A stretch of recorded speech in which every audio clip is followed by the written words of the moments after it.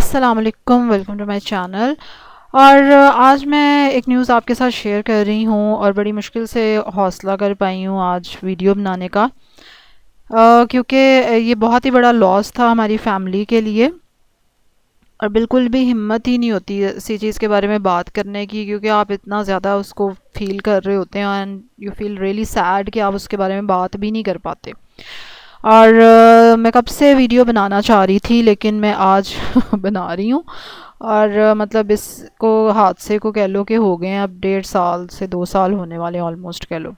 हाँ, 2 साल होने वाले हैं तकरीबन। लेकिन मैं काफ़ी अरसे से आपसे शेयर करना चाह रही थी, but I was unable to. मतलब मेरे लिए ऐसी चीज़ें ना बहुत ही ज़्यादा डिस्टर्बिंग होती हैं, मैं इन चीज़ों से जल्दी निकल नहीं पाती।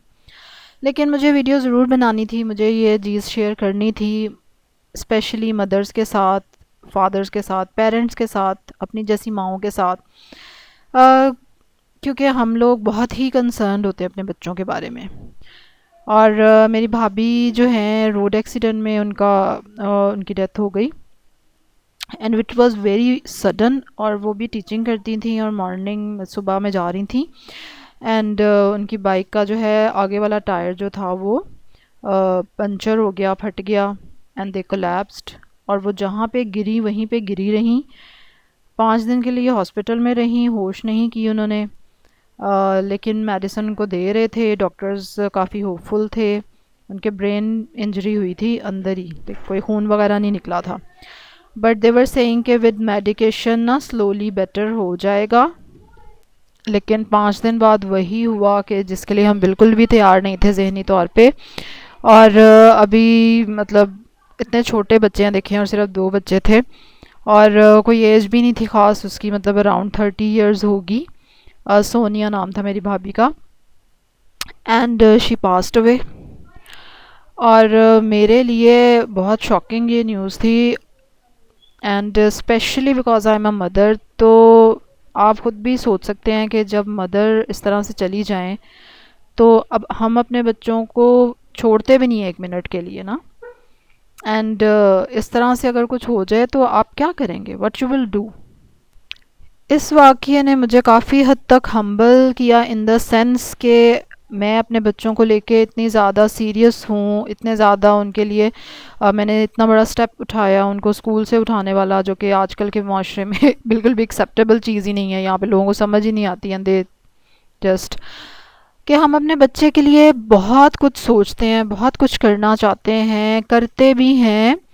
एंड उसमें हम ये भूल जाते हैं कि हमारे ऊपर भी एक ताकत बैठी है and he is also monitoring everything. और अल्लाह ताला का भी अपना एक प्लान होता है, और समटाइम्स हमें अल्लाह ताला के प्लान को मानना पड़ता है ना, कोई और ऑप्शन नहीं हमारे पास होती। तो इस चीज़ ने थोड़ा सा मुझे ये हम्बल किया कि मैं अपना कंट्रोल थोड़ा लूज़ करूं अपने बच्चों पे, या उनकी किस्मत पे कह लो। माँ बाप तो यही सोचते हैं कि हम अपने बच्चे की किस्मत बना रहे हैं, या कल को हमारा बच्चा सक्सेसफुल होगा अगर हम उसको इस तरह कराएंगे, काम इस तरह कराएंगे, ये करेंगे।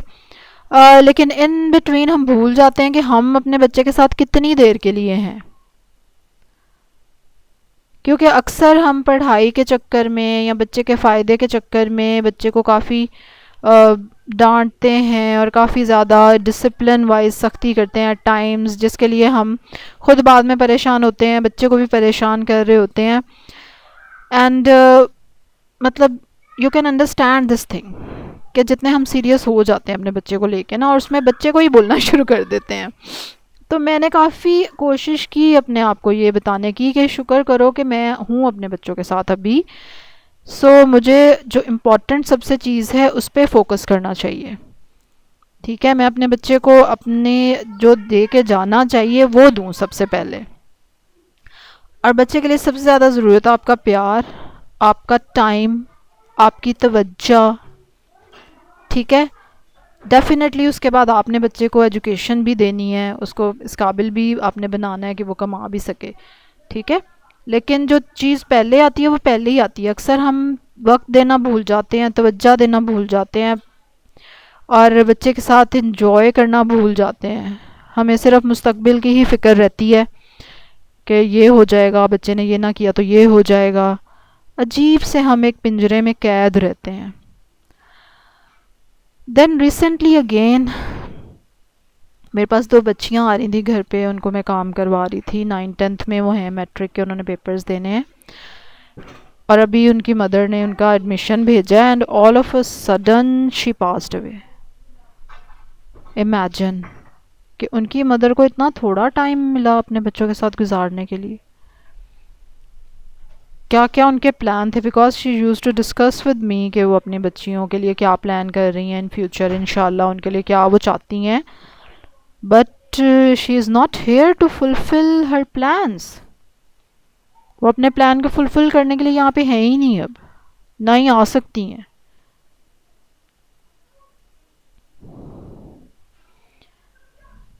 तो ये बहुत ही एक अजीब सी चीज़ है कि आपको अपने बच्चों के लिए क्या करना है, और अजीब सी माएँ नहीं बनना जो कि बस आंखें बंद किए एक ही तरफ चली जा रही हैं, चली जा रही हैं।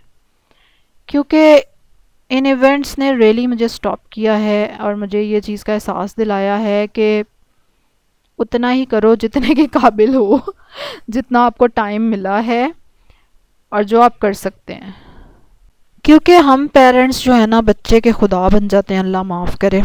और हमें लगता है कि जो हम अपने बच्चे के लिए डिसाइड कर रहे हैं ना, वही सबसे बेस्ट है, जो कि बुरी बात नहीं है। सिर्फ ये कि उसके साथ ये भी बात याद रखनी चाहिए, है ना, थोड़ा सा ये हमें चीज़ ना रियलिटी के करीब रहने में हेल्प करेगी, और हमारी फ़ैसलों में हेल्प करेगी हमारी, कि हम फ़ैसला इस हिसाब से करें कि कुछ भी हो सकता है, और मोस्ट इम्पॉर्टेंट चीज़ है ना, वो अपने बच्चे को दे जाएं जो टाइम हमें मिला उसमें। My mother also died very earlier, जब मैं थी, इतनी छोटी नहीं थी खैर मैं कह लो, लेकिन फिर भी I was 26 year old I think, और शादी नहीं हुई थी मेरी अभी, अभी तो मसां पढ़ाई से ही हम फारिग हुए थे। और मुझे तो वो भी बहुत अर्ली लगता था, मतलब इट वाज़ वेरी डिवास्टेटिंग। तो खैर मैंने तो उस चीज़ से भी काफ़ी कुछ सीखा कि मैं अपने बच्चों को ऐसे प्रिपेयर करूं कि अगर मदर ना भी हों, तब मुझे जो प्रॉब्लम्स आई उस टाइम पे वो मेरे बच्चों को ना आए। ऑब्वियसली मेरे जहन में ये चीज़ रहती है कि मैं अपने बच्चों को इस हिसाब से गाइड करूं, जैसे कि मेरी मदर ने बिल्कुल हमें कभी कोई काम नहीं करने दिया, ये मतलब जो कि मुझे माजूरी लगती है कि आप माजूर नहीं बनाना चाहिए आपको बच्चे को। कम से कम आपके जाने के बाद बच्चा इतना कैपेबल तो हो, फिर उसको दुख और गम थोड़ा सा कम फील होगा, होना तो है, लेकिन कम से कम वो माजूर ना हो ना, ठीक है। गम तो होगा लेकिन उसको माजूर नहीं होना चाहिए, आपके बच्चे को इतना कैपेबल होना चाहिए कि वो अपने आप को लेके चल सके। इसलिए मैं बिल्कुल ये इवेंट दोनों शेयर करना चाहती थी आपके साथ। ज़रूर मुझे कमेंट में बताइएगा कि आपको इन दोनों इवेंट्स को सुन के क्या फ़ील हुआ, और आप इसको कैसे लेंगी, और क्या मैंने इनको जैसे ऑब्ज़र्व किया, या जैसे मैं इनके हिसाब से अब मैंने अपने आप को थोड़ा सा हम्बल किया है, क्या मैंने ठीक किया। और सबसे इम्पॉर्टेंट क्या है, आपको क्या लगता है कि बच्चे के लिए सबसे अहम क्या है आपकी नज़र में, ठीक है, वो बताएं ज़रूर। और फिर अगर हम ये चीज़ जहन में रख के सोचें कि जैसे हम पता नहीं कल होंगे या नहीं होंगे, तो फिर हमारी प्रायोरिटी क्या हो जाएगी, मतलब फिर हमें क्या देना चाहिए बच्चे को सबसे पहले आज के आज। जैसे हमें पता चले, अल्लाह ना करे, अल्लाह ना करे, अल्लाह सब माओ को सेहत तंदुरुस्ती दे, पेरेंट्स को, फादर्स को, कि अपने बच्चों के सर पे सलामत रहें। डेफिनेटली दुआ तो हमारी यही है, ठीक है। तो अल्लाह ना करे, अल्लाह ना करे, तो हमारी प्रायोरिटी फ़ौरन से क्या हो जाएगी। तो ज़रूर कमेंट में मैं सुनना चाहूँगी आपसे, ज़रूर मुझे बताएं। और let's pray for these two mothers, जो कि अपने बच्चों के लिए उतनी ही सीरियस और कंसर्न थी जितने हम हैं, कि अल्लाह ताला उनकी मग़फ़िरत फ़रमाए और उनके बच्चों को उस मुकाम तक पहुँचाए जहाँ तक वो पहुँचाना चाहती थी। आमीन। और अल्लाह ताला हमारी भी हेल्प करे, ठीक है। चलें जी, कल एक और ज़बरदस्ती वीडियो के साथ आपसे मुलाकात होगी, तब तक के लिए अल्लाह हाफिज़।